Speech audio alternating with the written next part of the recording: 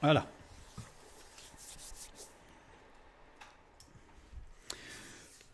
Bonsoir à tous. Ce soir, nous continuons un peu. Alors, c'est un peu la suite de ce que nous avons vu la dernière fois, à savoir l'homme qui a été lapidé pour avoir ramassé du bois. Cependant, ce n'est pas nécessaire d'avoir eu ce qui précède, ce qu'on a vu la semaine dernière, pour suivre ce que nous allons voir ce soir. Mais disons que ce qu'on va voir ce soir va compléter un peu ce qu'on a vu la semaine dernière. Et ce qu'on verra la prochaine fois complétera ce que nous allons voir ce soir et ce que nous avons vu la semaine dernière, et ainsi de suite. Parce qu'il y a beaucoup de choses, évidemment, beaucoup d'éléments de précision dans le texte biblique qui nous permettent de mieux comprendre ce qui s'est passé et surtout de mieux comprendre ce que cela peut nous donner comme enseignement pour notre vie aujourd'hui. Donc nous allons aborder ce sujet très connu des 12 explorateurs ou espions parfois, qui sont appelés espions, envoyés en Canaan juste avant de rentrer dans le pays promis. 12 espions qui ne vont pas tout à fait remplir le rôle qu'on attendrait de leur part. Alors, je vous propose d'abord de lire le texte, un petit peu long, mais important à mon avis pour vraiment avoir le contexte et tout ce qui se passe. Alors, malgré le fait que ce soit un texte très connu, on va quand même le lire. Donc, Nombre, chapitre 12, les versets 16 au chapitre 13, verset 20, une première partie. Après cela, le peuple partit de Hatséroth et il campa dans le désert de Paran. L'Éternel parla à Moïse et dit : « Envoie des hommes pour explorer le pays de Canaan, que je donne aux enfants d'Israël. Tu enverras un homme de chacune des tribus de leur père. Tous seront les principaux d'entre eux. » Moïse les envoya du désert de Paran, d'après l'ordre de l'Éternel. Tous ces hommes étaient chefs des enfants d'Israël. Voici leurs noms. Pour la tribu de Ruben, Shamoua, fils de Sakour. Pour la tribu de Siméon, Shaphat, fils de Hori. Pour la tribu de Juda, Caleb, fils de Jéphuné. Pour la tribu d'Issachar, Jigual, fils de Joseph. Pour la tribu d'Éphraïm, Osée, fils de Noun. Pour la tribu de Benjamin, Palti, fils de Raphou. Pour la tribu de Zabulon, Gadiel, fils de Sodi. Pour la tribu de Joseph, la tribu de Manassé, Gadi, fils de Sousi. Pour la tribu de Dan, Amiel, fils de Gemali. Pour la tribu d'Azer, Sétour, fils de Michaël. Pour la tribu de Nephtali, Nashbi, fils de Vophzi. Pour la tribu de Gad, Geouel, fils de Maki. Tels sont les noms des hommes que Moïse envoya pour explorer le pays. Moïse donna à Osée, le fils de Noun, le nom de Josué. Moïse les envoya pour explorer le pays de Canaan. Il leur dit : « Montez ici par le midi, et vous monterez sur la montagne. Vous verrez le pays, ce qu'il est, et le peuple qui l'habite, s'il est fort ou faible, s'il est en petit ou en grand nombre, ce qu'est le pays où il habite. S'il est bon ou mauvais, ce que sont les villes où il habite, si elles sont ouvertes ou fortifiées, ce qu'est le terrain, s'il est gras ou maigre, s'il y a des arbres ou s'il n'y en a point. Ayez bon courage et prenez des fruits du pays. » C'était le temps des premiers raisins. Et nous lisons la suite. Donc, Nombre 13, 21 à 14, verset 1. Ils montèrent et ils explorèrent le pays depuis le désert de Tsin jusqu'à Rehob, sur le chemin de Hamath. Ils montèrent par le midi et ils allèrent jusqu'à Hébron, où étaient Aïman, Sheshaï et Talmaï, enfants d'Anak. Hébron avait été bâti 7 ans avant Tsoan en Égypte. Ils arrivèrent jusqu'à la vallée d'Eshcol, où ils coupèrent une branche de vigne avec une grappe de raisin qu'ils portèrent à 2 au moyen d'une perche. Ils prirent aussi des grenades et des figues. On donna à ce lieu le nom de vallée d'Eshcol, à cause de la grappe que les enfants d'Israël y coupèrent. Ils furent de retour de l'exploration du pays au bout de 40 jours. À leur arrivée, ils se rendirent auprès de Moïse et Aaron et de toute l'assemblée des enfants d'Israël à Kadès, dans le désert de Paran. Ils leur firent un rapport, ainsi qu'à toute l'assemblée, et ils leur montrèrent les fruits du pays. Voici ce qu'ils racontèrent à Moïse. « Nous sommes allés dans le pays où tu nous as envoyés. À la vérité, c'est un pays où coule le lait et le miel, et en voici les fruits. Mais le peuple qui habite ce pays est puissant, les villes sont fortifiées, très grandes. Nous y avons vu des enfants d'Anak. Les Amalécites habitent la contrée du Midi. Les Étiens, les Jébusiens, les Amoréens habitent la montagne. Et les Cananéens habitent près de la mer et le long du Jourdain. » Caleb fit taire le peuple qui murmurait contre Moïse. Il dit : « Montons, emparons-nous du pays, nous y serons vainqueurs. » Mais les hommes qui y étaient allés avec lui dirent : « Nous ne pouvons pas monter contre ce peuple, car il est plus fort que nous. » Et ils décrièrent devant les enfants d'Israël le pays qu'ils avaient exploré. Ils dirent : « Le pays que nous avons parcouru pour l'explorer est un pays qui dévore ses habitants. Tous ceux que nous y avons vus sont des hommes d'une haute taille, et nous y avons vu des géants, enfants d'Anak, de la race des géants. Nous étions à nos yeux et aux leurs comme des sauterelles. Toute l'assemblée éleva la voix et poussa des cris, et le peuple pleura pendant la nuit. Donc là, on voit que nous avons lu tout le chapitre 13, et j'ai même englobé, puisque j'ai pris le dernier verset du chapitre 12 et le premier verset du chapitre 14, puisque très souvent, dans le découpage de nos chapitres, on a une tendance à lire un chapitre, puis le lendemain, on dira l'autre chapitre, ou une autre fois. Et le texte, c'est un continuum, c'est-à-dire qu'en fait, ça continue. Donc c'est pour ça que j'ai voulu introduire notre texte par le verset précédent et le conclure par le verset qui le suit, chapitre 14. Et on va voir que ça a beaucoup d'importance. Alors, nous allons commencer justement par le dernier verset du chapitre 12, Nombre, juste avant notre épisode. Puisque ce verset, qui est très court, semble complètement anodin, mais en réalité va déjà planter le décor et nous présenter un petit peu ce qui va se passer. Après cela, le peuple partit de Hatzeroth et il campa dans le désert de Paran. Paran, en hébreu, Paran, signifie, qui vient de par, qui veut dire se glorifier, servir à sa gloire. Donc déjà, on voit que le peuple se positionne à l'entrée, à un endroit stratégique, assurément, mais qui signifie se glorifier, servir à sa propre gloire. Déjà, on sent que ça s'en mange pas bien. Alors, une carte, donc ici, ils sont arrivés par le sud du pays, donc par ce qu'on appelle le désert de Paran. Et dans Deutéronome chapitre 11, verset 30, il est dit « Ces montagnes ne sont-elles pas de l'autre côté du Jourdain, derrière le chemin de l'Occident, au pays des Cananéens, qui habitent dans la plaine vis-à-vis de Gilgal, près des chênes de Morée ?» Donc là, en fait, c'est Dieu qui parle et qui dit vous rentrerez dans le pays par Gilgal. Gilgal, qui est de la même racine que Golgotha. Et Gilgal se trouve au-dessus de la mer Morte, au niveau du Jourdain. Donc c'est-à-dire que le peuple, déjà, n'a pas obéi aux ordres pourtant clairs de Dieu. Dieu a dit, vous entrerez par le Jourdain, en traversant le Jourdain, sur Gilgal, qui se trouve juste en face des chênes de Morée, donc au moins c'est clair. Et pour autant, malgré la clarté de l'ordre divin, eh bien le peuple décide de passer par un autre chemin, par le sud, désert de Paran, qui devait leur sembler beaucoup plus stratégique, mais qui n'était pas du tout, puisqu'on sait bien que dans le pays promis, on ne peut rentrer que par Gilgal, que par Golgotha. C'est évident. C'est évident. Et donc, en fait, on voit après qu'il y a les 40 ans d'errance dans le désert, et que quand Josué revient, il revient par Gilgal. Et là, il rentre dans le pays promis, évidemment. Puisqu'il y a le passage du Jourdain, qui est aussi une image du baptême. Enfin, il y a tout devait être respecté.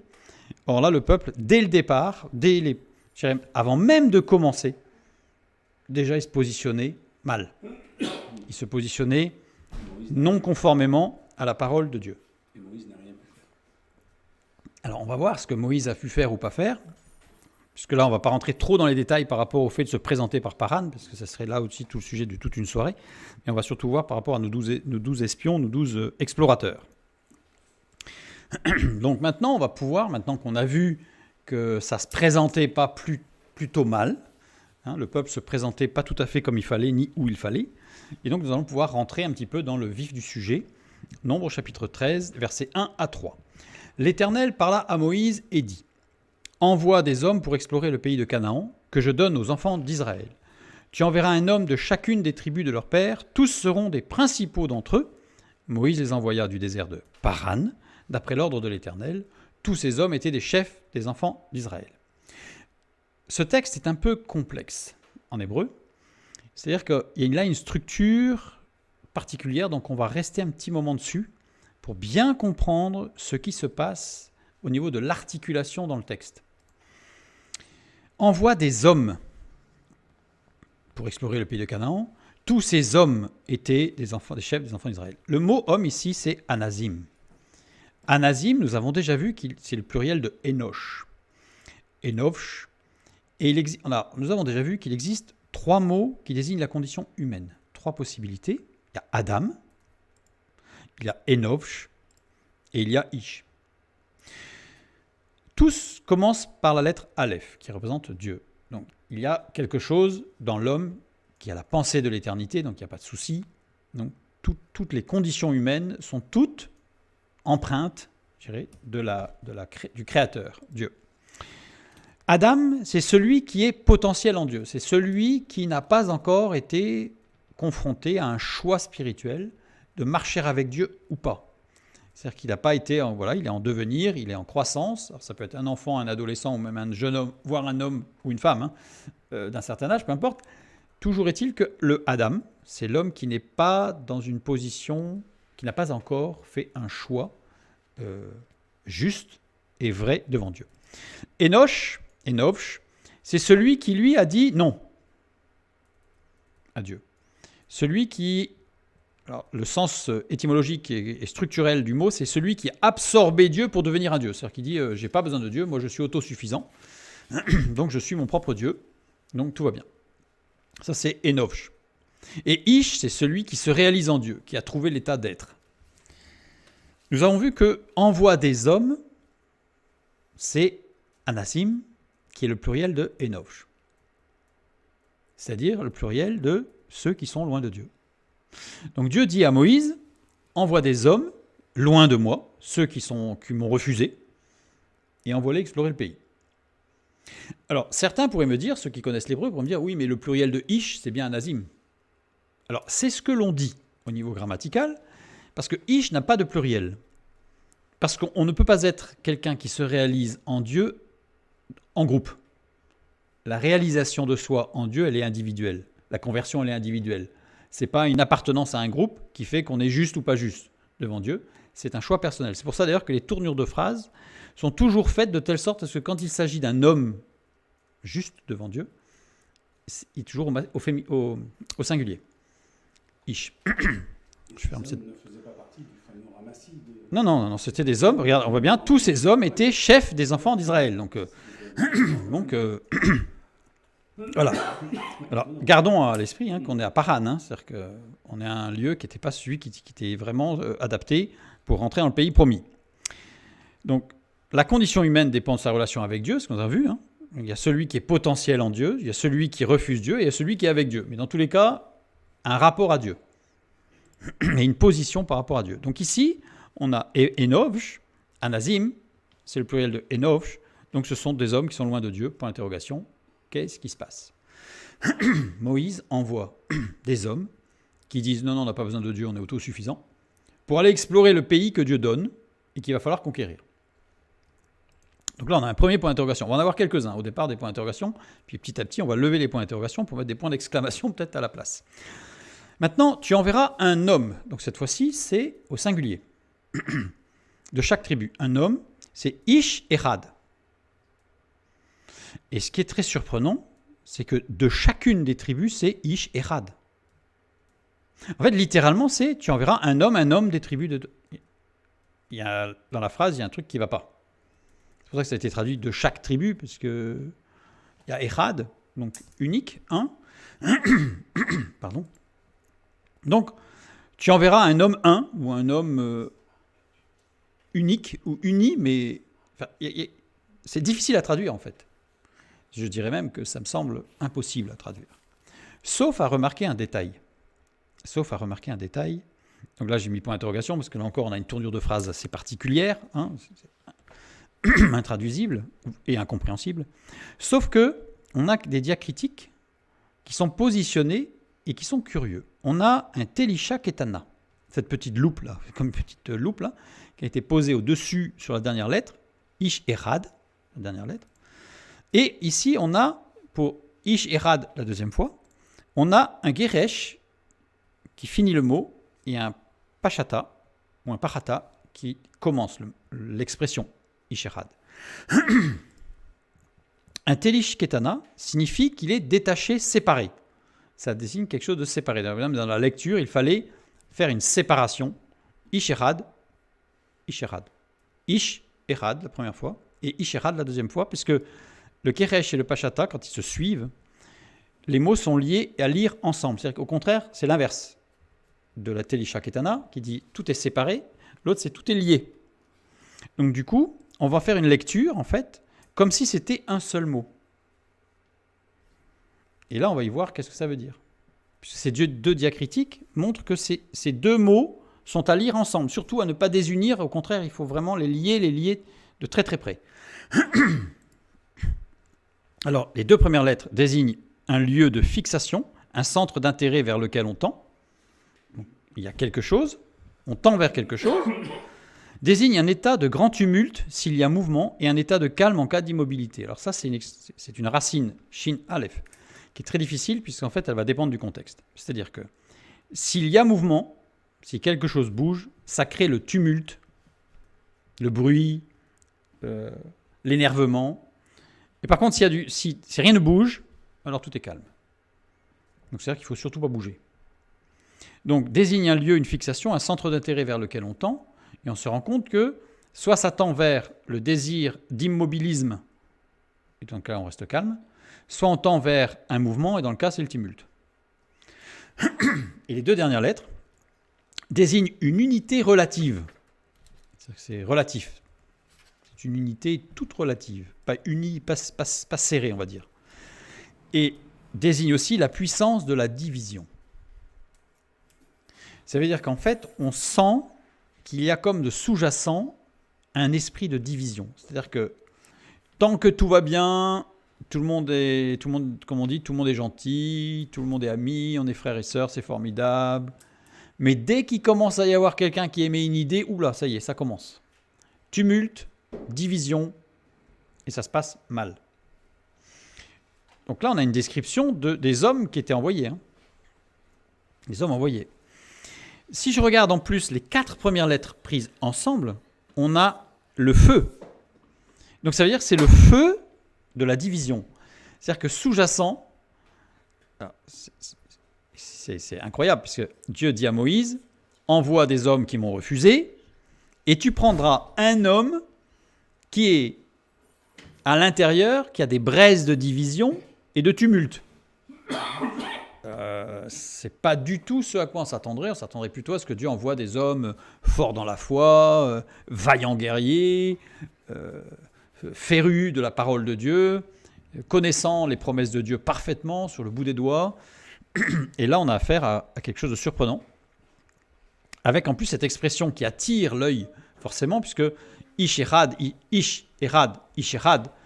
lu comme ça, en fait, on se demande ce qui se passe. Donc, cette expression, on voit que ces hommes ne voulaient pas bouger, c'est-à-dire qu'il y avait un immobilisme avec une pseudo-unité fraternelle dans le groupe qui faisait que tant qu'on ne bouge pas, tout va bien, mais c'était une façade. En arrière, en réalité, il y avait des braises qui brûlaient tout le monde, mais en façade, tout le monde était fort sympathique. Séparément, ces hommes étaient calmes et semblaient unis. C'est-à-dire que si on les prend un par un, on discute avec eux, c'est formidable, tout va bien, on est bien dans le groupe, la communion avec le groupe, c'est formidable, etc. Mais il faut les prendre séparément. Parce que dès qu'on les prend ensemble, ça ne va plus du tout. L'unité de ces hommes était apparente et en groupe, ils étaient animés par un esprit de division. C'est-à-dire que dès qu'on les mettait en groupe, ça partait dans tous les sens. C'était le tumulte, c'était l'agitation. Et à qui avait raison, et on commençait à faire des clans, et ça se tirait, comme on dit, un peu de partout. Un vrai panier à crabes. Donc on a une description de ces espions qui, en réalité, dans le texte n'est pas du tout celle qu'on a, l'image d'Épinal, de ces hommes forts, vaillants, beaux, gentils, avec une foi extraordinaire, etc. On a une description d'hommes bien l'inverse de ce qu'on attendrait. Et c'est d'autant plus surprenant que dedans, on a 2 hommes qui sont Josué et Caleb. 2 hommes qui vont défendre une position spirituelle de foi. Donc c'est très surprenant. Tout ça nous amène à vraiment de gros points d'interrogation. C'est pour ça que je vous ai dit, ce texte, ces 3 premiers versets sont vraiment compliqués. Pas compliqués dans une première lecture. Dès qu'on va creuser, ils vont devenir beaucoup moins compliqués, beaucoup plus clairs. Mais on va continuer un petit peu, puis on va revenir là-dessus. On va revenir sur ce texte. Nombre, maintenant, chapitre 13, des versets 4 à 15. Voici leurs noms. Alors, je vous ferai grâce de la lecture, avec toutes les prononciations. Mais là, on a un texte, honnêtement, qui est très lourd. Je ne sais pas, quand vous le lisez, si vous prenez beaucoup de plaisir à lire ce texte, à l'articuler, prendre des respirations à chaque point virgule... Puis, qu'est-ce que ce texte est formidable. Je ne pense pas. Je ne pense pas, c'est un texte qui est difficile, c'est comme le livre des chroniques, hein. En général, on a une petite tendance à sauter le texte dans une lecture suivie, ce que je conseille d'ailleurs, parce que ce n'est intéressant, ce texte-là ne sont intéressants que dans des études approfondies. Donc là, on a un texte d'une grande lourdeur, qui en ajoute, c'est-à-dire que le texte, quand on le lit, les 3 premiers versets, on se rend compte que c'est pas tout à fait ce à quoi on s'attendait, et puis ce qui suit, alors c'est une description qui est super lourde en fait. Et puis dedans, on a un homme particulier, on a Osée, fils de Nun, qui un peu plus loin va devenir Josué. Osée, ça veut dire quoi? Oshéa veut dire salut ou qui sauve. Sa construction, les 2 premières lettres, est à potentiel d'être, élément à concrétiser. C'est-à-dire qu'en fait, il est potentiellement celui qui va sauver. Potentiellement, il va apporter le salut. Et Shin Aïn, les 2 lettres qui suivent, tout ce qui restaure, consolide et conserve. Donc ça veut dire que cet homme, parmi ce groupe d'Anazim, là, c'est un homme qui a un potentiel. Il a un potentiel pour amener le salut, l'équilibre, etc.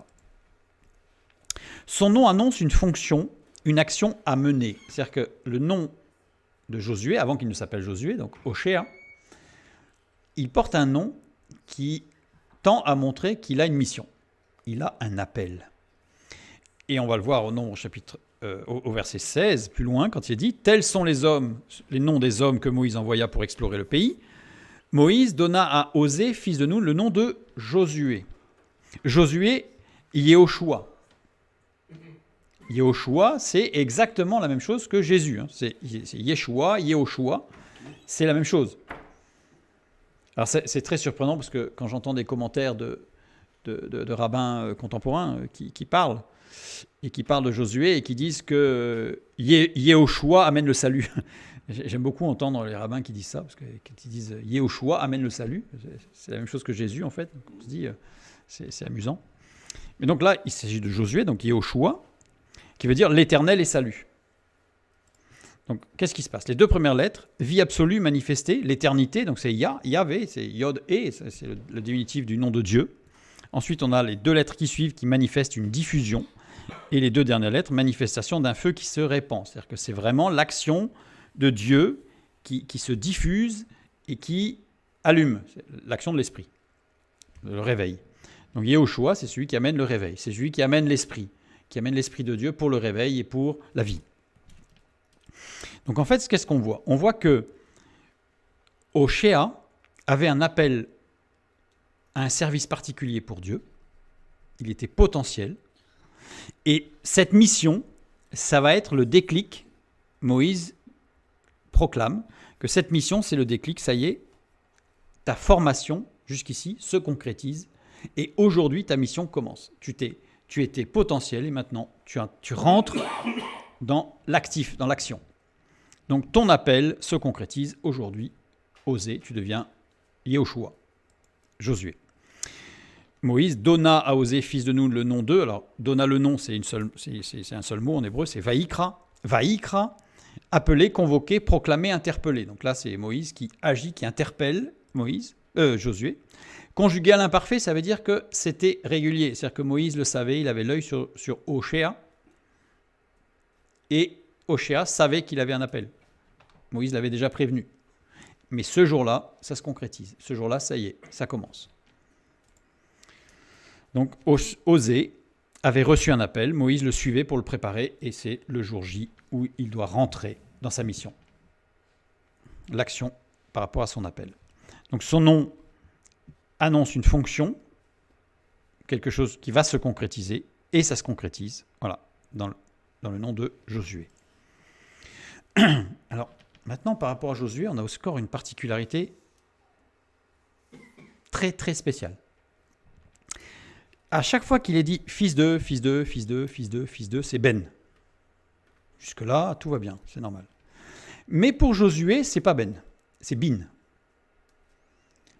Ça veut dire que, et partout dans le texte, j'ai vérifié, partout quand il est parlé de Josué, fils de Nun, ce n'est pas Ben, c'est Bin. Et il n'y a que lui qui a Bin. Tous les autres ont Ben. Donc c'est toute petite particularité, c'est qu'en fait, ça ne se voit quasiment pas. Il est comme les autres. C'est pas un extraterrestre, Josué. Il est comme les autres. Mais il y a une marque sur lui qui fait qu'il y a quelque chose. Quelle est cette marque? Alors, pour trouver ce que c'est, donc Ben, ça veut dire fils d'eux, ainsi que Bin, on traduit par fils d'eux, parce que c'est Beit Nun. Sauf que Bin, il a une voyelle qui est le iric, le petit point dessous, iric, qui se place sous une lettre qui normalement est précédée du yod. Enfin, que le yod précède. Enfin, il y a un yod en fait, qui est soit avant, soit après. J'ai mis qui précédait, mais c'est soit avant, soit après, il y a un yod. Et cette lettre-là, normalement, ne se situe que sous une lettre qui est suivie ou précédée d'un yod. Donc ça veut dire qu'en fait, il faut le lire bin. Il faut le lire bin avec un yod. Sinon, le iric n'a pas lieu d'être. Mais le mot bin signifie discernement et intelligence qui dispose des éléments pour l'édification de l'être intérieur. C'est l'action de l'esprit. Il est rempli de l'esprit, Josué.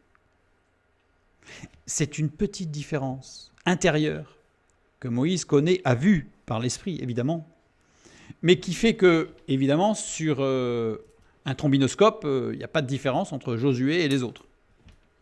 C'est-à-dire que Josué, il est comme les autres. C'est un jeune homme comme les autres, ou un homme comme les autres, plutôt. Sauf que il a l'esprit sur lui. Il se prépare. Il a un appel de Dieu. Il en est conscient. Moïse le suit. Et il est là. Alors là encore, on a un peu d'interrogation. Oui, enfin, pourquoi il a été mis parmi les anasim? Parmi ces 12 hommes qui sont loin de Dieu. Alors on va y répondre, évidemment. On reprend notre texte. Sachant que j'ai pris les 3 premiers versets, j'ai mis une transcription qui permet de retranscrire un petit peu ce qu'il y a dessous. L'Éternel parle à Moïse et dit « Envoie des hommes qui sont loin de moi pour explorer le pays de Canaan que je donne aux enfants d'Israël. Tu enverras un homme positif, pris seul, mais enclin à la division une fois réuni aux autres, par tribu de leur père. » Pour chaque tribu, il y en avait un comme ça. C'est-à-dire un crabe, quoi. Et on les mettait ensemble dans un panier pour voir ce que ça donnait. Tous seront les principaux d'entre eux. Moïse les envoya du désert de Paran, lieu où l'on cherche à se mettre en avant et à se glorifier. D'après l'ordre de l'Éternel, tous ces hommes qui sont loin de Dieu étaient chefs des enfants d'Israël. Puis ensuite, on a la lourdeur. Donc on imagine bien le groupe que ce devait être. Un groupe des vrais crabes qui cherchaient à se glorifier les uns les autres, et pris tout seul, ça allait, mais ensemble, disputes et divisions. Et en plus, c'était lourd. Voilà, tout le contexte nous montre que c'est pas terrible. Tous seront des principaux d'entre eux. Alors, Nazi, ça veut dire un leader écouté. Nazi, c'est quelqu'un qui est un leader, mais qui est écouté. C'est pas un leader tout seul, c'est pas un leader de toute façon. Donc c'est un peu un pléonasme, mais je voulais insister sur le fait que c'est quelqu'un d'important qui est suivi. Il a des fans, c'est-à-dire qu'il est suivi. Alors, c'est un peu péjoratif, fan, mais il a des gens qui le suivent, en tout cas. Il a des gens qui le suivent. Donc ça, c'est le nazi. D'entre eux, chacun devait être un leader écouté dans sa tribu. C'est-à-dire qu'on en prenait un par tribu, mais ce devait être quelqu'un qui était suivi, c'est-à-dire quelqu'un qui avait de l'importance dans la tribu et qui était écouté. Et donc, c'était quelqu'un qui était écouté, quelqu'un qui refusait Dieu, quelqu'un qui était orgueilleux, et quelqu'un qui voulait se mettre en avant, et quelqu'un qui était dans un esprit de division. Donc, ça montre un petit peu l'état d'esprit du peuple entier. Parce que c'était un représentant de sa tribu. Était chef des enfants d'Israël, Rosh. Rosh, qui veut dire tête, ou qui veut dire principe. Donc en fait, il était le principe des enfants d'Israël. Bon, voilà. Donc en fait, voilà, le principe des enfants d'Israël, c'est que c'était un panier à crabes. Avec pris séparément, on arrivait à s'en sortir, mais alors dès qu'on les mettait ensemble, c'était l'esprit de division total. Mais en façade, c'était la communion. On imagine ce que ça peut donner. L'ensemble de ces 12 hommes représentait tous les principes du peuple dans son unicité. Alors, je n'ai pas dit dans son unité, j'ai mis dans son unicité. C'est-à-dire qu'en fait, le peuple était unique en lui-même, évidemment. Parce qu'un tel peuple qui tient encore la route et qui reste soudé, c'est quand même assez particulier. Parce qu'il n'a pas explosé, le peuple.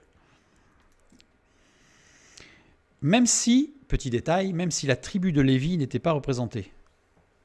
C'est-à-dire qu'en fait, on a 12 hommes, et dans notre esprit, 12 hommes, 12 tribus, voilà. Sauf que quand on y regarde bien, la tribu de Lévi, elle n'y est pas. Pourquoi ? Parce que la tribu de Lévi, elle n'était pas du tout dans cet état d'esprit-là. Elle était au service de Dieu. Et cette tribu-là, elle était à part. Et elle n'est pas convoquée pour aller visiter le pays. Pourquoi ? On va le voir. Donc même si la tribu de Lévi n'était pas représentée, puisque Osée, qui deviendra Josué, de la tribu d'Éphraïm, était porteur du principe de l'intelligence de Dieu, lui. En fait, Lévi, la tribu de Lévi, serviteur de Dieu, elle est représentée quelque part par Josué qui a l'Esprit de Dieu. Josué qui est de la tribu d'Éphraïm. Et il y en a un autre qui est de la tribu de Manassé. C'est-à-dire que Joseph, en fait, il y en a 2 pour sa tribu. C'est 2 fils. Éphraïm d'un côté et Manassé de l'autre. C'est pour ça qu'on en a 12. Mais Josué est porteur de l'esprit, de l'intelligence de Dieu, c'est-à-dire de ce qui caractérise Lévi, la tribu de Lévi. Donc en fait, elle est sous-jacente puisque ceux qui servent Dieu ne sont pas du tout dans les prises de position orgueilleuses, ils sont au service de Dieu. Ça, on y reviendra à la fin. Donc envoie des hommes qui sont loin de moi. Tous les hommes envoyés ne devaient pas être des anasim. C'est pas dit envoie que des hommes qui sont loin de moi. C'est dit envoie des hommes qui sont loin de moi. Tous seront des principaux d'entre eux. C'est-à-dire que, par contre, tous les hommes envoyés devaient être des leaders écoutés dans leurs tribus respectives.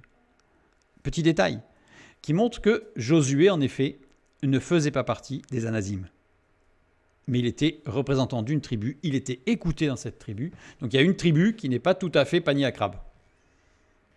Il y a un reste, on va dire, un reste de ceux qui n'ont pas plié les genoux devant l'orgueil, on va dire, ici.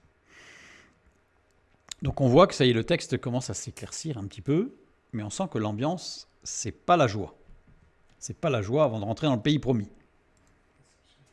Donc tous les hommes envoyés ne devaient pas être des anasim. On a Osée, fils de Nun, qui n'était pas un anasim, puisqu'au contraire, tous les détails, et qui ne sont pas des moindres, montrent qu'il était rempli de l'esprit et qu'il avait une mission qu'il allait accomplir, un appel, et il était prêt à servir Dieu et à rentrer dans cet appel, dans cette fonction.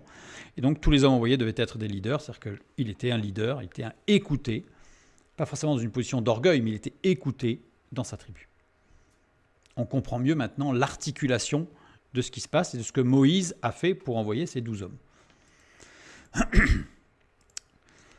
Alors, verset 1. L'Éternel parla à Moïse et dit « Envoie des hommes, donc qui sont loin de moi, pour explorer le pays de Canaan que je donne aux enfants d'Israël. » Alors, le verbe « explorer » ici, je vais encore soulever une question là, parce que c'est tour. Tour. Faire un tour, visiter avec une notion d'action sympathique et agréable. C'est le mot qui a donné tourisme en hébreu. Bon, ça, c'est rigolo parce que tour, tourisme, en français c'est un peu pareil. Mais en hébreu, la tour, c'est faire du tourisme. Donc envoie faire du tourisme dans le pays de Canaan. Alors là, on a une autre question. On s'attend à des espions, vaillants guerriers, qui vont ramper par terre, qui vont se déguiser en arbre, enfin un truc pas possible. Hein. Non. Ils vont faire du tourisme dans le pays promis, dans le pays de Canaan. Il ne s'agissait pas d'espionner ou de relever des points faibles ou les points forts du pays. Il s'agissait de faire du tourisme. Un truc sympa, quoi. Visiter, prendre, enfin, pas des photos, hein, parce que l'appareil photo n'était pas encore inventé, mais voilà, peut-être faire des croquis, je sais pas. Garder des souvenirs, quoi. C'est un truc super sympathique. Tours, c'est vraiment quelque chose de sympathique. Ils vont se promener. Si les hommes envoyés avaient été des espions, nous aurions eu, par exemple, Anazim Meragelim, comme dans Josué, chapitre 2, verset 1, où Josué va envoyer 2 espions cette fois-ci. Ceux qui vont envoyer, alors là aussi c'est très particulier, mais il va envoyer 2 hommes, là aussi des hommes particuliers, puisqu'il s'agit aussi d'Anazim, enfin dans un contexte encore particulier, mais eux, il va les envoyer en tant que Anazim, justement, donc encore des hommes qui étaient loin de Dieu. D'ailleurs, la première chose qu'ils ont fait, c'est qu'ils sont allés voir une prostituée. Donc c'est quand même pas très glorieux, n'est-ce pas, pour des espions du peuple d'Israël. Donc première chose qu'ils font, ils vont voir une prostituée. Bon, ça, ce serait une autre étude, mais on les appelle les Anazim Meragelim. C'est-à-dire là, on a des espions, Meragelim. Là, c'est des espions. Et d'ailleurs, ils vont se cacher, etc. Donc Moïse envoie, sur ordre de Dieu, 12 hommes riches, importants, en visite du pays. Donc ils vont visiter le pays.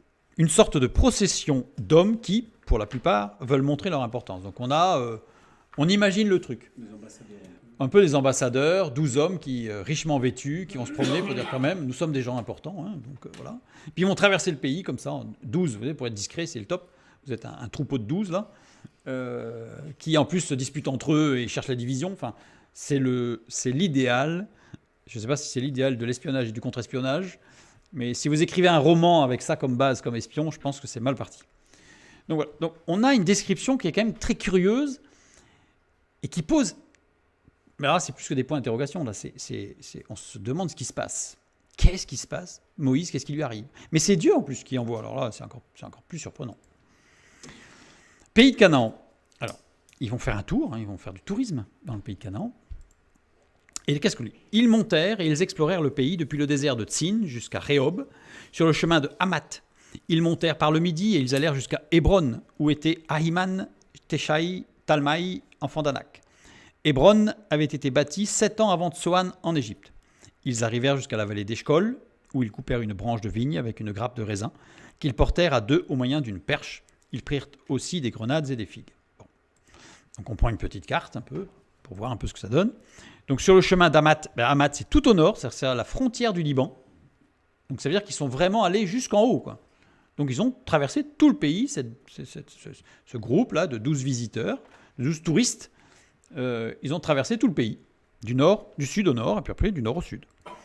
Ils sont passés par Hébron, ici, donc au sud. Voilà. Et dans la vallée d'Eshcol. La vallée d'Eshcol, c'est juste en bas, donc ça, c'est au retour en fait. Donc quand ils sont redescendus, ils ont pris la grappe de raisin. Évidemment, ils n'ont pas fait tout le pays avec la grappe de raisin sur le dos, pendant 40 jours en plus. Il ne serait pas peut-être plus resté grand-chose du raisin, il n'aurait eu que la grappe, que le bois.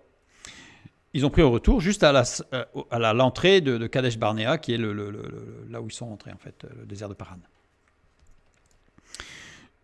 Donc voilà, donc ils sont montés jusque tout en haut, et après ils sont redescendus jusque tout en bas. 40 jours.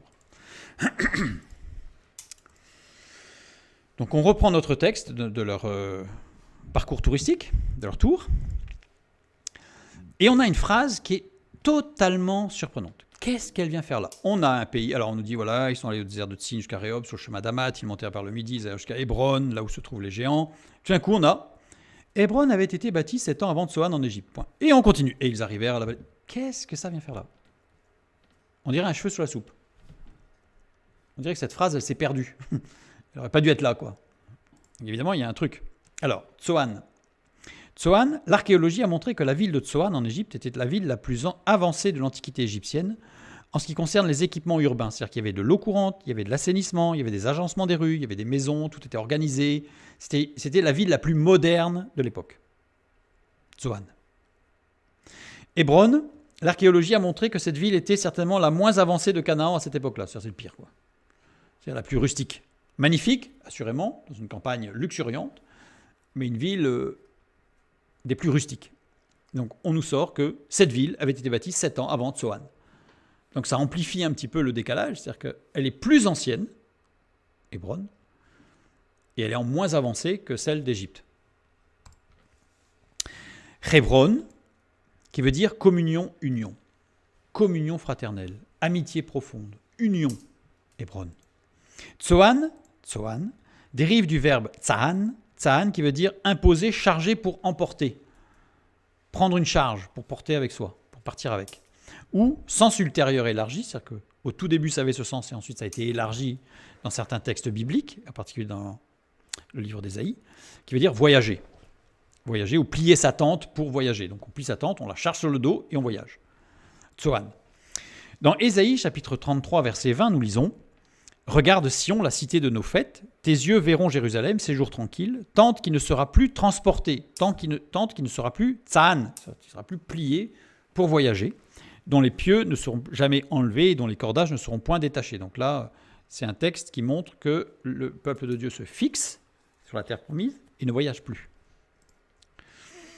Tsoan est une image du monde dans son instabilité, où l'on est constamment obligé de démonter la tente. C'est-à-dire qu'en fait, le Tsoan, c'est l'image du monde dans lequel il faut constamment changer. Il faut changer, alors aujourd'hui, dans le temps moderne, il faut changer de femme, changer de mari, changer de métier, changer de ville, changer de maison, changer de voiture. Voilà. Changer de vie, parfois on entend ça, changer de vie, comme si on pouvait changer sa vie, quoi. Enfin, bref, bientôt, peut-être que le transhumanisme va nous dire qu'on peut changer de peau, je sais pas. Là, aujourd'hui, on peut changer la couleur de ses cheveux. Il faut changer, il faut du changement. C'est Dieu, lui, il est celui qui ne change pas. Il ne change pas. Donc Tsoan, c'est l'ère moderne du changement, il faut tout changer. Ésaïe, chapitre 19, verset 11, les princes de Tsoan, justement, ne sont que des insensés. Le texte est violent. Hein. Les sages conseillers de Pharaon forment un conseil stupide. Comment osez-vous dire à Pharaon, je suis fils des sages, fils des anciens rois? Donc, les responsables, les chefs de Tsoan sont montrés comme étant des gens insensés et stupides. Le conseil du monde est le changement régulier et systématique. Il faut changer. Il y a des phases de la vie, il faut changer. Il faut tout changer. Le conseil du monde est appelé conseil stupide. Ça, au moins, le texte biblique, au moins, il est clair. Conseil du monde égale conseil stupide. Bien. C'est là on peut relier ça au texte où la sagesse de l'homme est folie pour Dieu et la sagesse de Dieu est folie pour l'homme. Enfin, donc en fait, les choses sont complètement inversées. Dans Ésaïe, toujours, chapitre 30 et versets 1 à 4, nous lisons que le peuple n'a pas interrogé la bouche de l'Éternel. C'est-à-dire que Dieu n'a pas interrogé, le peuple n'a pas interrogé Dieu. Malgré tous les dangers provenant de lions et de serpents brûlants, donc Ésaïe, dans sa vision, il voit une caravane qui traverse le désert, à dos d'âne et de chameaux, les fils de Juda qui portent leur trésor en Égypte. Donc, je vous laisserai lire le chapitre 30, où Ésaïe décrit en fait le peuple de Dieu, qui va en Égypte, qui va vers Tsoan, et qui amène les trésors du peuple, de la terre de Dieu, la terre promise, et qu'ils amènent à l'Égypte. Et au verset 5 à 7, nous lisons que on se pose la question, mais qu'est-ce que va faire l'Égypte pour eux? C'est-à-dire qu'il leur amène un trésor de Dieu, ce que Dieu leur a donné, ils vont l'amener en Égypte, et en contrepartie, ils vont avoir quoi? Rien du tout. Elle n'est d'aucun profit. C'est-à-dire qu'en fait, c'est un leurre, et on voit qu'en fait, l'Égypte ne lui donne, enfin, il lui donne les Égyptiens, et les peuples d'Israël lui donnent tout, et les Égyptiens ne donnent rien. C'est-à-dire qu'ils donnent tout, et en rechange, ils n'ont rien. Et c'est là qu'on se rend compte que tout le message du monde, en fait, et Tsoan en est là, parce que Tsoan, ça veut dire lueur, qui se différencie de la lumière. C'est une lueur. C'est pas la lumière, c'est une lueur. C'est comme si c'était la lumière, mais c'est pas la lumière. On voit une lueur, on se dit, ah, c'est bon. En fait, c'est comme un mirage, c'est pas la lumière. Et donc, le monde propose des choses, on lui donne tout, parce ça y est, c'est la réussite, alors, dans l'amour, c'est la réussite dans le travail, c'est la réussite partout, dans le business, partout. Mais en réalité, c'est une course dans laquelle on se perd. Ça, c'est Tsoan. Tsoan qui invite à tout abandonner ce que Dieu nous a donné pour saisir quelque chose qui n'est que du vent, qu'une lueur. On voit la différence. Hébron, communion, union, Tsoan. Revenons sur Hébron, justement. Qu'est-ce qu'on y voit? Eh bien, qu'Abraham, il dressa ses tentes. C'est-à-dire qu'Abraham, qu'est-ce qu'il a fait? C'est à Hébron qui s'est arrêté, qui s'est posé. Lieu de sépulture d'Abraham, de Sarah, d'Isaac, de Rebecca, de Jacob et de Léa. Donc c'est un lieu. Ils ont été enterrés avant que le peuple d'Israël, évidemment, ne rentre sur terre, parce que c'était avant l'exode en Égypte, puis la sortie d'Égypte. Donc c'est-à-dire que ce sépulcre, il existe à Hébron. Il existait à l'époque, là. C'est important, ça. Lieu des promesses de stabilité et de détention du pays avant le séjour en Égypte. C'est à cet endroit-là que Abraham a reçu la promesse que cette terre appartiendrait pour l'éternité, pour toujours, à ses descendants. On a l'inverse de Tsoan, on a une stabilité totale. Certes, dans l'état actuel des choses, c'est une promesse de Dieu, mais c'est une stabilité qui est promise par Dieu, et non pas un mouvement permanent vers une pseudo-réussite promise par Tsoan. Donc on a ici cette petite phrase qui est en plein milieu du voyage, là, et qui met en opposition ces deux villes. Tsoan, c'est le lieu de rencontre entre Moïse et le pharaon de Tsoan. C'est là que Moïse allait rencontrer Pharaon, à Tsoan justement. Et je souligne ici, parce que c'est un petit détail, que Hébron porte aussi le nom de Kiryat Arba, ou les 4 cités. On va voir juste après pourquoi, mais je le dis là, parce qu'on parle d'Hébron, nous. Voilà. Donc Hébron a plusieurs noms, mais en particulier sur là, c'est le Kiryat Arba, c'est-à-dire l'endroit des 4 cités. Maintenant, on continue.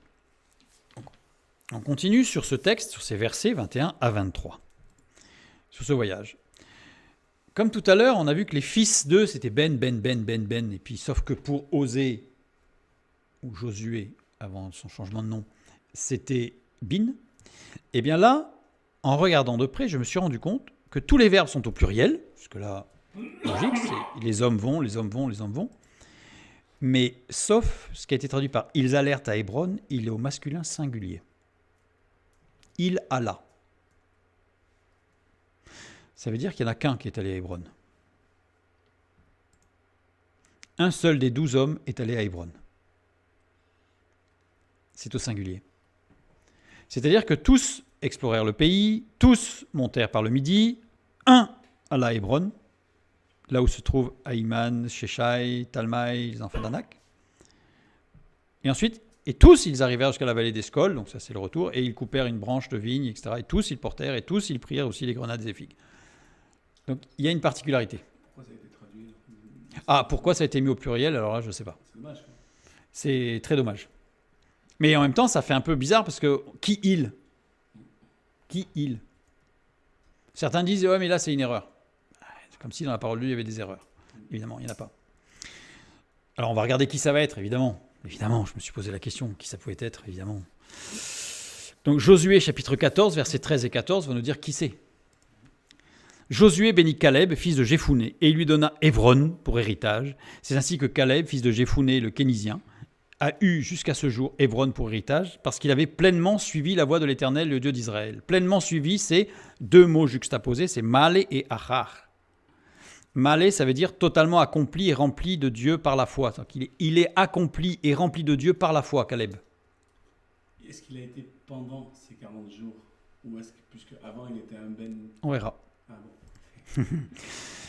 Malé, ça veut dire remplir par ajout de plusieurs choses. Donc il y a eu plusieurs choses qui se sont ajoutées, qui font qu'à un moment donné, ça y est, Caleb, il a été rempli par la foi, rempli de Dieu et de l'Esprit de Dieu. Voilà, ça n'a pas été fait d'un coup, mais il y a eu des étapes dans sa vie qui l'ont amené à être rempli de Dieu. Et Achar indique la notion de s'attarder, de prendre son temps, de s'arrêter avec un avant et un après. C'est-à-dire que Achar, ça veut dire qu'il s'est arrêté quelque part, et il y a eu un avant, il y a eu un après. C'est-à-dire qu'il y a eu un arrêt, il s'est attardé, c'est-à-dire qu'il s'est séparé du groupe, il s'est attardé quelque part dans sa vie, à un endroit précis qui a changé sa vie. Il y a eu un avant, il y a eu un après. Il est conjugué au mode parfait, c'est-à-dire que c'est arrivé une fois. Il y a une fois où ça a été un déclic, et après ça s'est rempli petit à petit, mais il y a eu une fois où il y a eu un déclic fondamental chez Caleb. Et comme c'est lui qui a eu Hébron comme héritage, et qui a demandé à avoir Hébron comme héritage, pourquoi il a demandé à avoir Hébron pour héritage? Parce qu'il était tout particulièrement attaché à Hébron. Pourquoi il était attaché à Hébron? Parce qu'il s'y est arrêté. Caleb est allé à Hébron pour renforcer sa foi et sa vision. Il est allé là où il y avait Abraham, Isaac et Jacob. Là où il y avait la promesse. Il n'est pas allé avec les autres dans la vallée d'Eshcol, là où c'était luxuriant, il y avait des fruits énormes, c'était la bénédiction, on ne sait plus où la mettre. Non, il est allé, il s'est attardé. Il est aussi allé après, il a rejoint les autres, mais il s'est attardé à un endroit désert, un cimetière, en l'occurrence, donc désert, abandonné, mais dans lequel il a pu enraciner sa foi sur les promesses de Dieu. Il est allé là où il y avait Abraham, Isaac et Jacob qui avaient été enterrés, avec toute la promesse du peuple. Donc Caleb, il est parti avec les autres. Il y en avait un qui n'était pas un Nazim, c'était Josué, sûr. Caleb semblait être un Nazim, mais là, il est allé sur les traces des pères de la foi, pas les autres. C'est ce qui va tout changer dans la vie de Caleb. Et d'ailleurs, ce qui va tout changer, parce que dans Josué, chapitre 15, versets 13 et 14, nous lisons que on donna à Caleb, fils de Jephouné, une part au milieu des fils de Juda, comme l'Éternel l'avait ordonné à Josué. On lui donna Kirjat Arba, cette fameuse Hébron, qui maintenant s'appelle Kirjat Arba, qui est Hébron. Arba était le père d'Anak. Caleb en chassa les 3 fils d'Anak, Sheshai, Ahiman et Talmaï, enfants d'Anak. Donc justement ceux dont on a parlé. Il alla jusqu'à Hébron où étaient Ahinam, Sheshai et Talmaï. Et c'est lui qui les a mis dehors. En fait, il les a vus, mais lui, il n'a pas vu les géants. Il a vu les pères de la foi. Il a vu la promesse de Dieu. Et il a pu rentrer et dire au peuple, avec Josué, et Dieu nous a promis. Donc on y va. Donc celui qui s'est un peu mis à l'écart des autres à Hébron, Kirjat Arba, c'est Caleb. Donc du coup, pendant ce voyage, il y a eu 2 hommes qui se sont détachés, en fait, qui se sont détachés des 10 autres, puisqu'ils ont enraciné leur foi dans quelque chose de concret pour suivre Dieu et agir. Ce que l'on voit, c'est que 11 hommes allèrent dans la vallée d'Eshcol. Il n'y en a que 1 qui est allé à Hébron. 11 hommes sont allés dans la vallée d'Eshcol. C'est-à-dire que Josué n'est pas allé à Hébron. Josué est allé dans la vallée d'Eshcol. Et ça va avoir des conséquences. Vous allez voir, ça va avoir des conséquences. Comme quoi, il n'y a pas de détails. Dans notre vie, il n'y a pas de détails. 10 d'entre eux furent impressionnés par les 4 géants cananéens. Il y en a 10 qui ont été impressionnés par les géants. On le lit dans Nombres chapitre 13, verset 33, quand ils dirent « Et nous y avons vu les géants, enfants d'Anak, de la race des géants. Nous étions à nos yeux et aux leurs comme des sauterelles. » Alors, juste quand on regarde ça, on a l'impression que il y avait des géants, il y en avait partout, quoi. Il y en avait 4. Sur tout le territoire, il y en avait 4. Ils ont été impressionnés par 4. C'est tout. Ben si. Ils ne sont pas allés à Hébron, mais la vallée d'Eshcol est juste en dessous d'Hébron. Donc c'est juste à côté. Caleb, il n'a pas fait des kilomètres et des kilomètres. Il s'est mis à l'écart, il est allé juste se renforcer sur les pères de la foi. Il s'est un peu mis à l'écart. Caleb, lui, se laissait impressionner par 4 hommes. Genèse 14, 24. Seulement ce qu'ont mangé les jeunes gens, donc c'est Abraham qui parle, et la part des hommes quand il a été fait la guerre pour récupérer Lot, et puis etc., avec les rois, etc.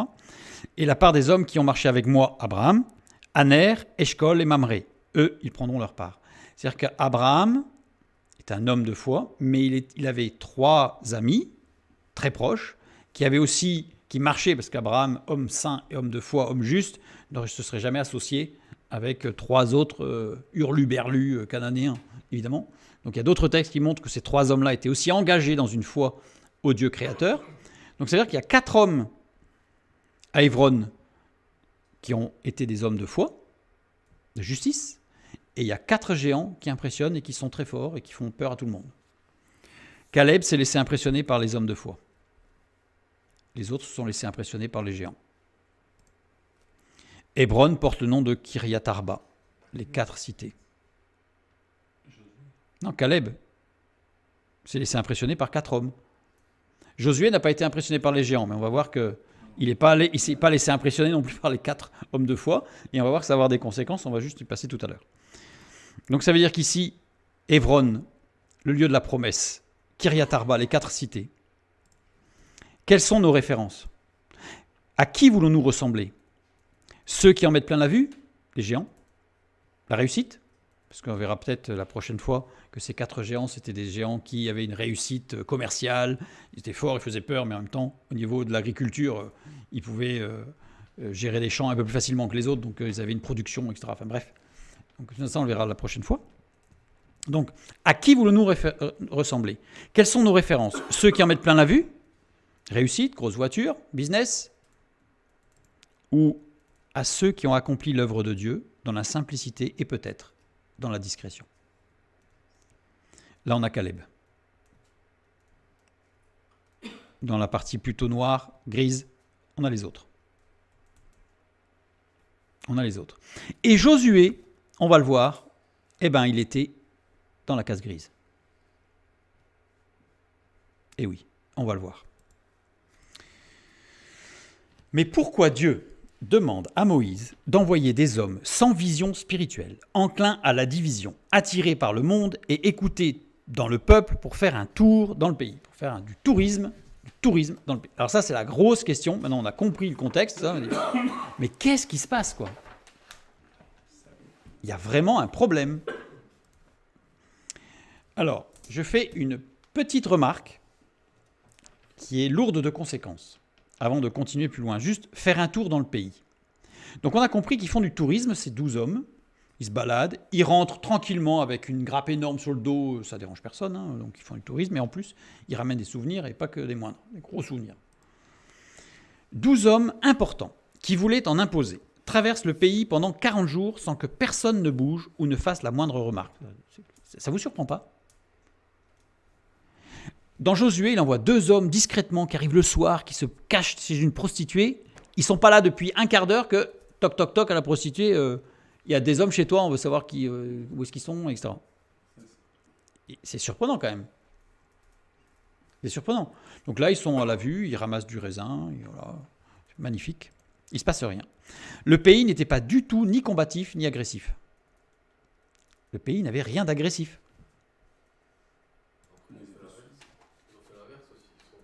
Ah bah oui, mais c'était pas agressif, parce que s'ils étaient venus, tralalala, vive-nous, et s'ils avaient été vraiment agressifs et défensifs et combatifs, ils n'auraient pas fait 500 mètres que ça y est, c'était fini. Donc on voit bien que le pays n'était pas du tout agressif, ils ont tout traversé tranquillement, ils sont revenus, c'était sympa, on a fait un petit tour, tourisme. Magnifique. Pourquoi est-ce qu'ils ont pu traverser le pays, ces 12 hommes, tranquillement, sans qu'il se passe rien? Deutéronome, chapitre 11, verset 29. « Et lorsque l'Éternel, ton Dieu, t'aura fait entrer dans le pays dont tu vas prendre possession, donc c'est Dieu qui parle à Moïse, tu prononceras la bénédiction sur la montagne de Garizim et la malédiction sur la montagne d'Ébal. » Au chapitre 24 et verset 4, « Lorsque vous aurez passé le Jourdain, vous dresserez sur le mont Ébal ces pierres que je vous ordonne aujourd'hui de dresser, et tu les enduiras de chaux. » C'est-à-dire que là, Dieu dit, vous allez traverser le Jourdain, puis vous allez aller sur le mont Ébal. Tranquillement. Donc le peuple, des centaines de milliers de personnes, vous allez traverser le pays, tranquille. Tranquille. Il n'y a pas de violence. Josué a traversé le Jourdain, à Gilgal. Jusque-là, tout va bien. Josué a bien obéi, il n'y a pas de problème. Il aurait dû ensuite se diriger directement vers Ébal, ce qu'il n'a pas fait. Josué s'est arrêté devant Jéricho. Pourquoi il s'est arrêté devant Jéricho? Alors que Dieu avait dit, vous irez sur le mont Ébal. La première chose que vous ferez, c'est dans le Deutéronome, Dieu a dit, la première chose que vous ferez, vous irez sur le mont Ébal, vous construirez un autel et vous offrirez un sacrifice. Qu'est-ce qu'il est allé faire, Josué? Aller se planter devant Jéricho pour montrer qu'il était costaud. Avec des consignes de Dieu. Non. Josué n'est pas allé à Caleb avec Hébron. Il n'est pas allé avec Caleb à Hébron. Josué aurait dû suivre Caleb à Hébron pour se fortifier dans la promesse et la parole de Dieu. Josué a suivi les autres. Certes, il avait un appel, mais il n'a pas marché droit. Et Caleb s'est mis face à Jéricho pour l'attaquer, pour montrer qu'il était costaud. Or, le texte de Deutéronome est très très clair et formel. C'est impératif. Dieu dit, quand vous passerez le Jourdain, vous irez directement sur le mont Ébal. Or, dans Josué, on voit que Josué s'est arrêté à Jéricho et il a attaqué Jéricho. Il a quand même bien reçu des ordres comme quoi il fallait tourner. Alors, il a reçu des ordres comme quoi il fallait tourner, mais là, je fais juste un résumé très rapide d'une étude qu'on a montrée sur Jéricho, où, en fait, quand on fait une bêtise, quand on fait une ânerie et quand on s'éloigne du plan de Dieu, Dieu ne nous abandonne pas pour autant. Voilà. Mais ça ne veut pas dire C'était ce qu'il y avait à faire. Mais heureusement pour chacun de nous, nous avons un Dieu patient, rempli d'amour et de justice aussi. Mais il est patient. Et quand on marche de travers, il ne nous abandonne pas. Et évidemment, arrivé à un certain stade, si on insiste un peu, au bout d'un moment, on va se faire mal. Et d'ailleurs, Josué s'est fait mal devant Jéricho, mais ça, je renvoie vers notre étude sur les murailles de Jéricho pour savoir pourquoi et comment il s'est fait mal. Mais là, on voit que Josué n'est pas allé avec Caleb à Hébron. Et là, c'est un tort. Il s'est laissé imprégner par ce désir de gloire. Il s'est arrêté à Jéricho. Il ne devait pas y avoir de violence. Le texte biblique du Deutéronome montre qu'en aucun cas c'était prévu, si Josué, si le peuple avait marché selon les directives précises de Dieu, il y aurait eu de la violence, il y aurait eu des larmes, il y aurait eu des morts, il y aurait eu du sang. Non, il n'y en aurait pas eu. Alors, voir pourquoi l'archéologie montre une autre histoire de l'entrée en Canaan, où là, tout ça, c'est bien expliqué. J'en fais un tout petit résumé ici. Parce que Dieu marche devant son peuple. Dieu marche devant nous. Quand on marche avec lui, on le suit. Dieu a dit à ses disciples, il n'a pas dit « courez devant, je vous rattraperai ». Il a dit « suivez-moi ». Bien souvent, on court devant parce qu'on sait mieux, donc on court devant, puis au bout d'un moment, on dit « ah, tiens, et puis là, Jésus a changé de route ». Donc là, on est perdu, « oh, je suis perdu ». Donc, Dieu dit, et même à Moïse, sur le rocher, il dit « tu me verras par derrière », c'est-à-dire « tu me suis ». En aucun cas, tu n'es devant. Il n'y a qu'un seul cas où Jésus dit aux disciples d'aller devant, mais c'est un cas particulier et je ne vais pas l'étudier ce soir. Le territoire de Canaan appartenait aux Égyptiens avant moins 1720. Là, tout ça, c'est archéologique, c'est traité, pas de problème. Les Hyksos ont envahi le territoire de Canaan de moins 1720 à moins 1570. Les Hyksos sont venus du nord, de la Turquie. Ils sont descendus jusqu'en Égypte, d'ailleurs. Ils ont même pris une partie de l'Égypte. Et donc, ils ont envahi le territoire égyptien. Ils ont envahi le territoire de Canaan. Les Égyptiens ont reconquis les terres de Canaan de la période qu'on appelle la période égyptienne de moins 1570 à moins 1200. Donc, ils sont remontés en repoussant les Hyksos jusqu'en Turquie. Et en faisant cela, alors c'est la période durant laquelle les Égyptiens donnèrent la terre de Canaan aux descendants de Jacob par acte notarié. C'est-à-dire qu'on a des traces de tablettes d'argile validées comme étant des tablettes originales. On en a deux faites en double exemplaire. Il y en a une qu'on a retrouvée dans une bibliothèque en Égypte. Il y en a une qu'on a retrouvée à Jérusalem, qui sont des tablettes datées de cette époque parce que le Canaan appartenait aux Égyptiens et qui a été donnée par acte notarié à Jacob et ses descendants. Ça veut dire que quand Dieu dit « votre héritage », c'est un héritage. Vous prendrez possession de votre héritage, c'est ce que dit Dieu. Il ne dit pas « vous allez conquérir une terre que je vous donne ». Il dit « vous prendrez votre héritage ». Cet héritage a été juridiquement donné par acte notarié que l'on a aujourd'hui aux descendants de Jacob, d'Israël. Donc ça veut dire que la terre d'Israël n'est pas une conquête. En fait, ce n'est pas la conquête. Josué n'a pas conquis le pays. Josué est revenu dans son pays, dans ses terres familiales. C'est vraiment important. C'est vraiment important. Ça change toute la vision de l'histoire. Donc voilà, que s'est-il passé à Jéricho, première partie, pourquoi une bataille, donc tout ça, où je parle de l'acte notarié, je donne des références, etc. Voilà. Et qu'est-ce qu'ils ont fait les Égyptiens ? Eh bien, quand ils ont reconquis la terre en remontant vers le nord pour repousser les Hyksos, ils ont utilisé la technique de la terre brûlée, c'est-à-dire qu'en fait, ils ont massacré tous les Cananéens et ils ont brûlé tout ce qui existait. Pour être sûr que les Hyksos ne puissent pas avoir de pied-à-terre, si jamais il y avait une bataille et qu'ils reculaient, ben les Hyksos se retrouvaient devant un désert. Et de fait, se retrouvant devant un désert, eh bien en fait, ils ne pouvaient plus avancer parce qu'il n'y avait plus de ressources. Et donc, Canaan, quand Israël est entré sur la terre promise, eh bien Canaan était quasiment vide. C'était une terre sans peuple. Il y avait quelques foyers de population, dont l'un des foyers était Jéricho, Haï, tout ce coin-là. Là. Mais si Josué avait continué jusqu'au mont Ébal, il n'y avait personne. Les traces archéologiques montrent que c'était un désert humain. Donc il s'installait tranquillement et il n'y avait plus personne. C'est les Égyptiens qui avaient massacré tout le monde. C'est pas les Juifs, c'est pas Israël. Ce sont les Égyptiens, ça c'est l'archéologie et l'histoire qui le montrent. Et en particulier toutes les terres autour du mont Ébal qui étaient complètement des déserts humains. Voir pourquoi l'archéologie montre une autre histoire de l'entrée en Canaan. Voilà, bon, tout ça, je l'ai détaillé dans cette autre vidéo. Mais ça veut dire que quand les espions sont arrivés, c'est normal qu'ils ne trouvaient pas de... Les gens, d'abord, il n'y avait pas beaucoup. Ils venaient de se faire massacrer depuis des siècles, c'était bon. Et donc, ils reconstruisaient le pays, mais tranquillement. Et donc, il y avait des zones entières où il n'y avait personne. Donc, ils ont traversé, il n'y avait rien. Ils sont allés jusqu'au nord, et toute la partie entre, justement, Haï, Jéricho, donc au-dessus d'Hébron, jusqu'au sud du Liban, il n'y avait personne. Il y avait la nature. Donc c'est clair que ça ne devait pas faire peur. Hein. Et d'ailleurs, on verra la prochaine fois qu'en réalité, ce n'étaient pas les géants qui ont fait peur aux 10 hommes, aux 10 explorateurs. Explorateurs, j'aime bien, aux 10 visiteurs, aux 10 touristes. Ce n'est pas du tout les géants qui ont fait peur. On verra ce que c'est. Ce n'est pas du tout ça. On verra. Cela aussi sera passionnant. On commence à mieux comprendre tout le texte, ce qui se passe. Donc voilà, pourquoi Dieu a-t-il... Alors voilà, petit détour sur le faire un tour touristique dans le pays. En fait, il n'y avait pas de problème, parce qu'il était vide. Donc il n'y avait pas de... Il était vide. Les hommes sans vision spirituelle. Quand on dit que Dieu a envoyé des hommes sans vision spirituelle, il y a Caleb a trouvé la foi et l'espérance pendant ce tour. Et Josué, lui, a confirmé son appel et sa vocation.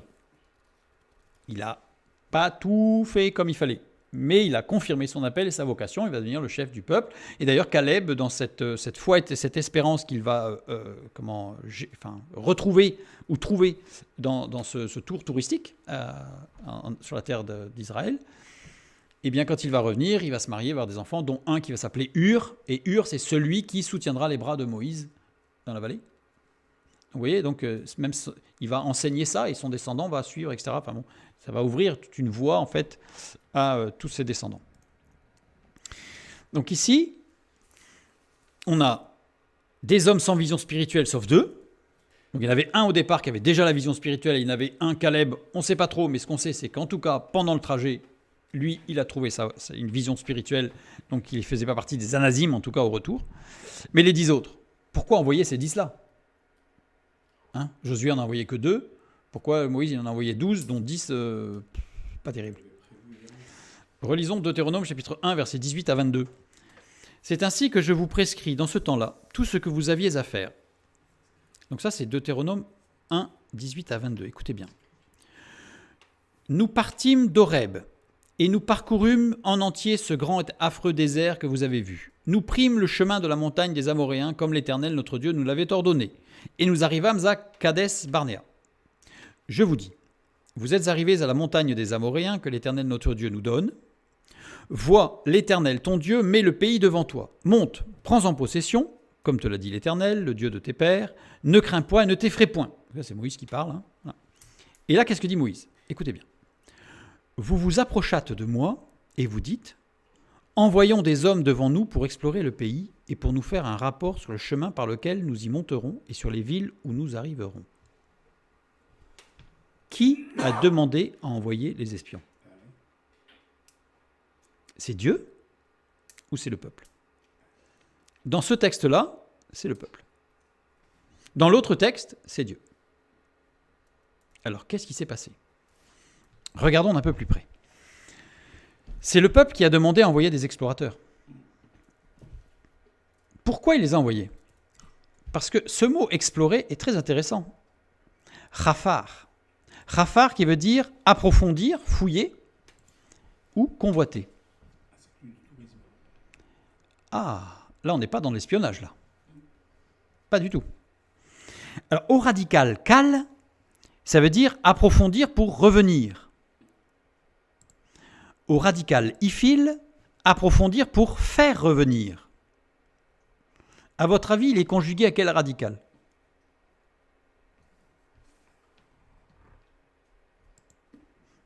Alifil. Alifil. Ça veut dire quoi ? Ça veut dire qu'en fait, le peuple est dans un état d'esprit très particulier. Deutéronome 11, 29. Et lorsque l'Éternel, ton Dieu, t'aura fait entrer dans le pays dont tu vas prendre possession, tu prononceras la bénédiction sur la montagne de Garizim et la malédiction sur la montagne d'Ébal. Le chemin était tout tracé. J'ai donné qu'un exemple, mais lisez tout le Deutéronome chapitre 11, Deutéronome 24, Deutéronome 4, et vous verrez. Dieu avait donné tout le... Pourquoi il demande pour savoir sur quel chemin on va y aller ? Dieu avait tout dit, il faut passer par Gilgal, il faut passer par là, vous allez jusqu'au mont Ébal, vous allez jusqu'au mont Garizim, etc.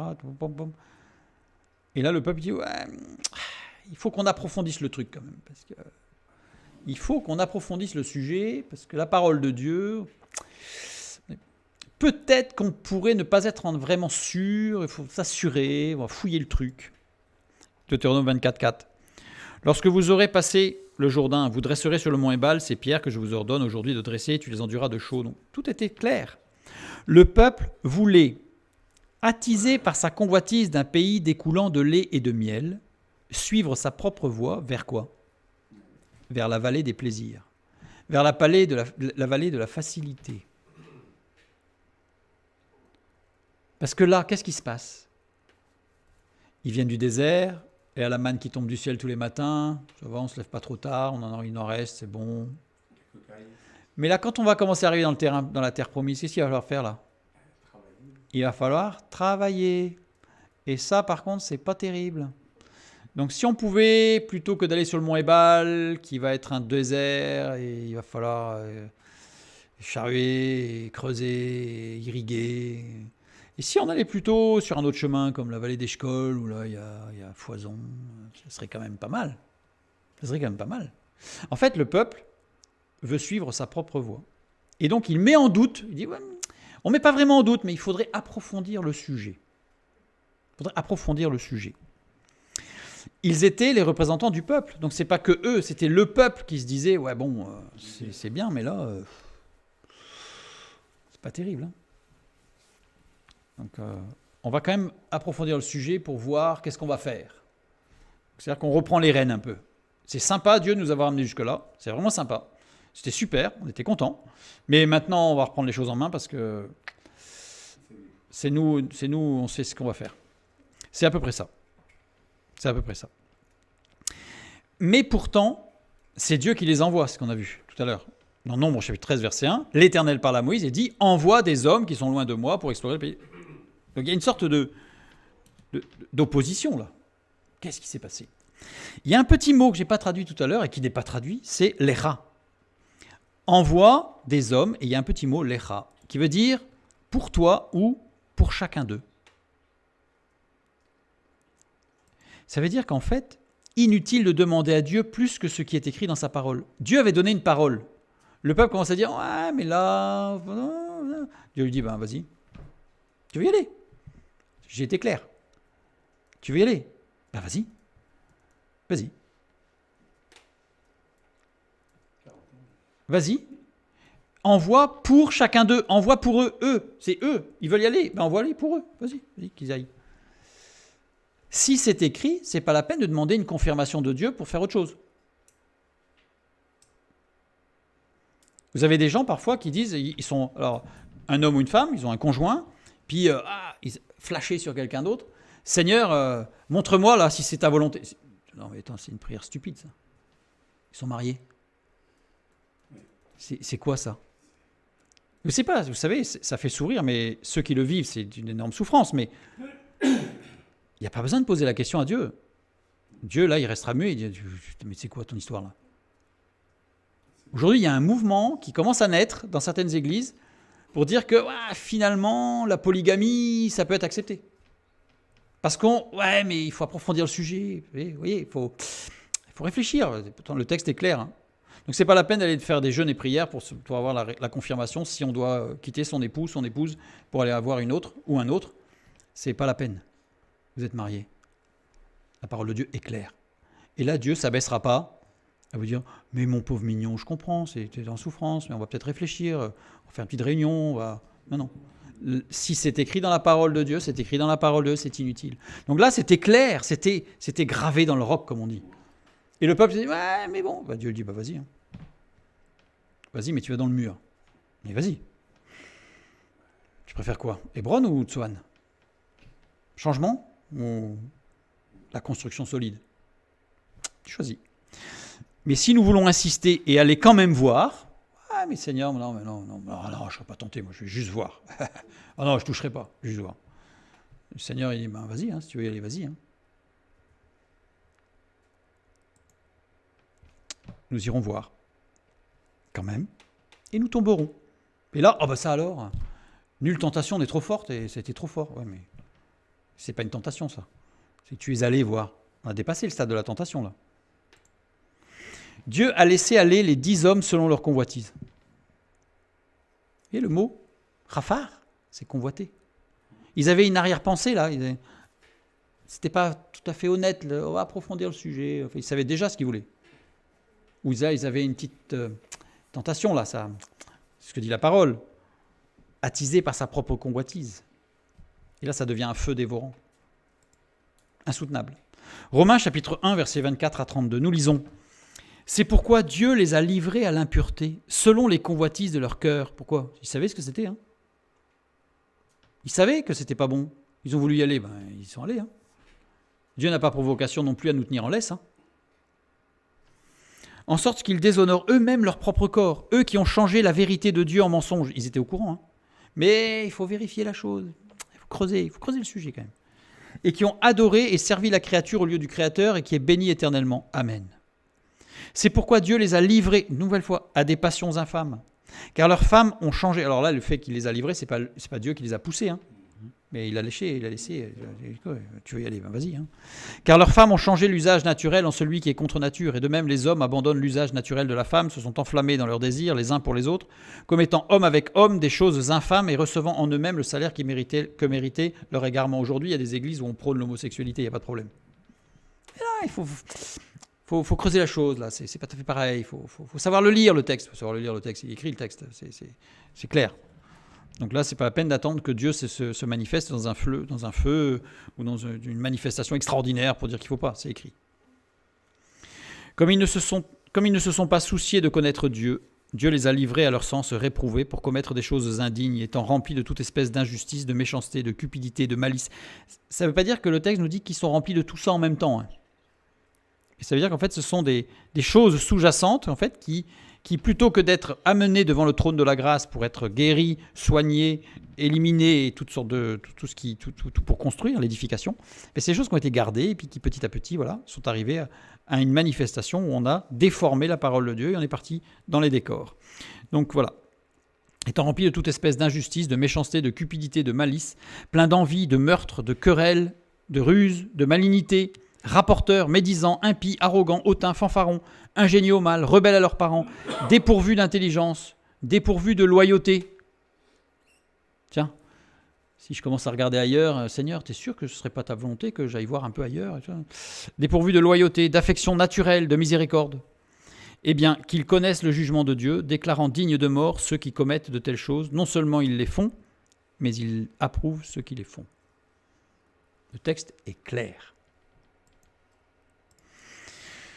Donc Dieu a laissé ces 10 hommes, en disant, puisque vous voulez y aller, pas non plus se battre, allez-y. Dieu a conduit par contre ses serviteurs Josué et Caleb au travers de la tentation.